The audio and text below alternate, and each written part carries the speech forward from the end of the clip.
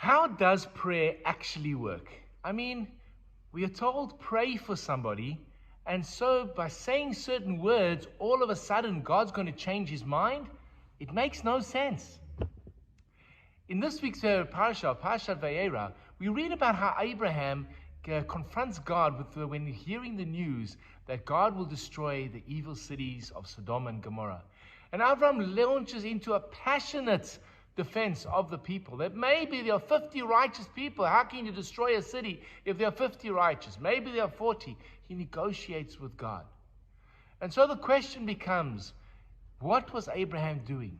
The answer is Abraham was praying. He was praying for the people of Sodom. So the question becomes, how does this praying for another person actually work? In the last century, there lived a great teacher named Rabbi Chaim Shmuelevitz.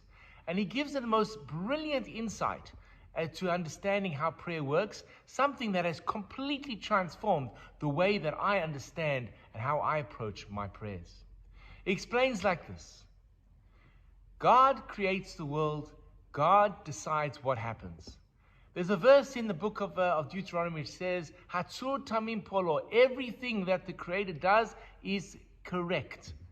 Kichol drachav mishpat, all his ways are just.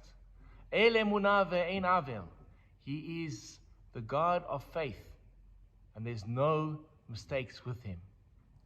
And he explains Rav Shmuelevitz like this: that when a decree is made against a person, let's say, for example, a person is going to be struck down with an illness. When God issues that decree takes into account not only the person where they are at this moment, it also takes into account the impact of the decree. For example, if the person is the breadwinner, what does that mean for the family? How does it impact on the family that they won't be able to get an income anymore? How does it impact on the work and the business and the clients that the person is now sick and can't help anymore? All of this is taken into consideration when God issues his decree.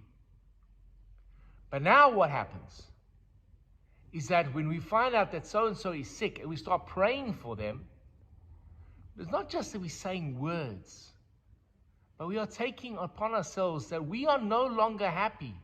Our lives are no longer complete. There's something missing when we find out that this person is sick.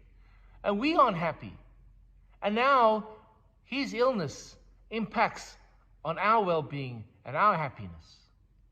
And if this is multiplied by many, many people, then God has to take notes and go, when I made this decree, it impacted on this small group.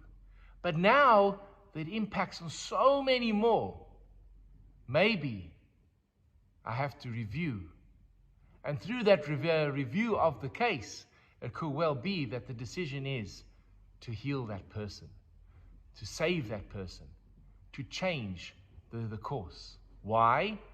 Because through the prayers, more people are now affected or impacted by that decision. And that is how prayer works. So when we get the request to pray for somebody, it's not just standing up there and saying some words of Tehillim. It's not just adding up the name on a list of Refuah Shlema. It means that I feel so connected to this person that I'm personally part of what is going on. In Hebrew, it's called noseh ba'ol chavero, to pick up the yoke or carry the burden of another person. And through that, the impact zone is increased, and we ask God to act. We pray for refuah shlema for those who are ill, and we pray for a speedy release of the hostages and peace in our times. Shabbat Shalom. Hi, this is Rabbi Lewin. If you've enjoyed the content of the sermons and the ideas that have been expressed in the YouTube video, please hit that first subscription button and notification bell, and share the videos with friends. We'd love to grow the channel and love to engage with you. Please share your comments in the section below. I'd love to hear from you. Have an amazing day.